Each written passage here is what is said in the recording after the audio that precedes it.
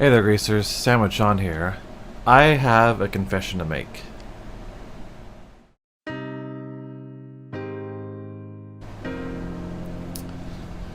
I haven't read a proper book in a long time. And as a so-called author, that's definitely a sin. I suppose it's one duty as an author to look at different works and find those new words, those interesting patterns, and those new ideas. And I'm kind of failing in that regard. So of course I've read my own books plenty, many times over for editing and proofreading, and I know the ins and outs of them. These words came from my brain, but the intrigue they had for me disappeared as soon as I put them on paper. There was a time where I read more, back when I was just a kid. I think the last book I tried earnestly reading was Don Quixote back in probably freshman year of high school, and I made it through a whole bunch of it, even though that's a really heavy and thick book. As said in my author bio, however, high school English kind of killed my love of reading and English in general as a subject. I remember trudging through The Tale of Two Cities week after week, wondering when it was going to end and who these characters were. I feared the thought of ever trying to read another book without having to look for subtext. After that, reading was no longer fun, at least compared to online games. I have tried reading in different forms. I have a small collection of ebooks, but alas, my phone would rather show me moving pictures and snippets of text, no longer than 280 characters to complete any one thought. A lot easier than trying to sink into a book. That, and using technology before bed, lends to not making it to sleep on the right time. That brings me to the conclusion you're probably expecting. I'm quitting writing. No. I'm actually gonna go out and buy a proper book. Come on, let's go. Alright, before I do head out, excuse the sound of the fan, it's 100 degrees today. We can check out some of the books that I do have around here, and I'll explain to you why I'm not reading them. Let's see. Let's check out the titles. I have Quatre Accords de Tic-Toc, Nadja, Japanese Dictionary, 15-minute Spanish, Jacques Lefebvre et son maître, Ulrika. If you're listening along, you realize that a lot of these aren't in English. These are actually French books from my time in France and studying French in college. I have a French grammar review worksheet, workbook text, too, for some reason. Face à Face, that's another book in French. Oh yeah, here's another whole other shelf, including anime figurines. But yeah, most of these are in French, I think. Yep, pretty much all of them. And, even though I can read French at a pretty functional level, that's not the extra strain I want to put my brain through in trying to read something. Where is it? Here we go. Candide. I read this in college, in high school, or at least I tried to with the class. But it was just so it was one of those other long and boring ones. Look at the size of this text. And then I told my host family when I was in France I was going to read Voltaire, and they're like, oh, no. Even we need to pull out our dictionaries for that. Like actual French speakers. So I don't think I'm going to have a real chance at reading that. So yeah, that's why I'm going out to buy a proper, or an English, a novel, I guess.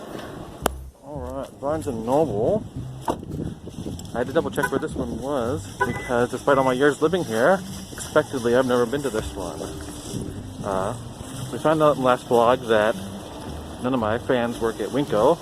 Maybe we'll have some luck here.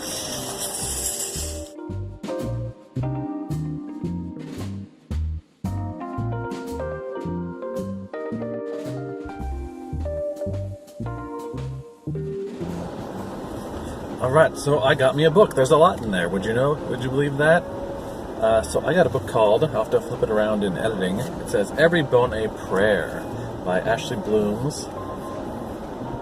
I don't like this particular book cover because it gets fingerprints on it. But yeah, the kind of book we need to set the literary expectations for a new decade. So wonderful, terrifying, intimate, and magical. So every time I see a cool story in a show, or find a review on Amazon, I always want to go man, I wish I could write stuff as cool as that. And then I think, yeah, I do write stuff like that. Although it could always be better. So I definitely want to write something that's terrifying and intimate and magical, like this one. So hopefully, delving into this, it has 330 something pages. I might some of the writing expertise might rub off on me. So yeah, let's bring this home and read it.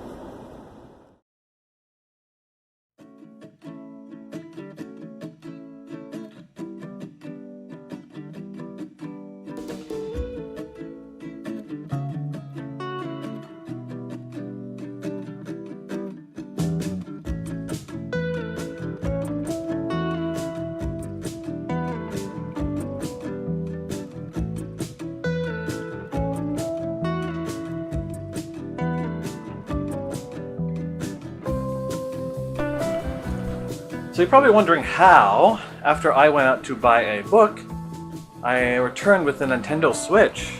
I suppose that's the benefit and the curse of being an adult. You can make bad financial decisions and also waste your time however you want.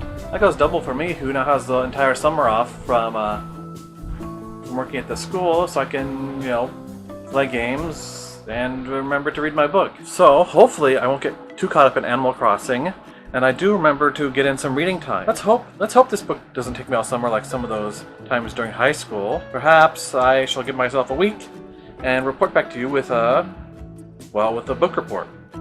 Stick around. Well, it has been, how many days now? 3 days of reading the book. Dang it. Looking at it right now, I'm using the receipts as a bookmark since, but yeah, that's how much I've got through it. Looking at it now, I realize I still have a lot, but I've made progress. So having a book to read has been nice to fill up those, random spaces of time where I don't feel like playing a game, where it's too hot to cook. Just those times where I'd probably be doom scrolling through Twitter or Reddit or something like that. So instead of doing that, I can pick up this book and read a couple chapters at a time. The chapters are nice here.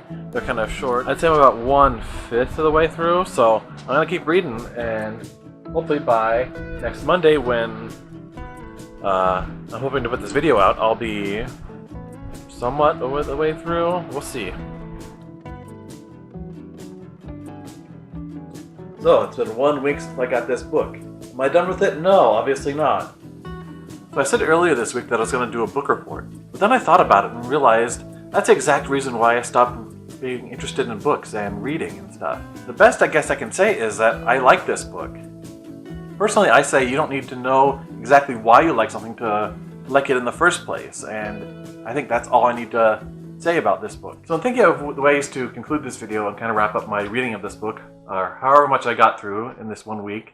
I kind of unlocked some hidden memories of a time when I enjoyed reading and had books to look forward to. My couple of memories specifically are of Harry Potter. Now, I'm actually of the age where I had to sit and wait for the new Harry Potter books to come out.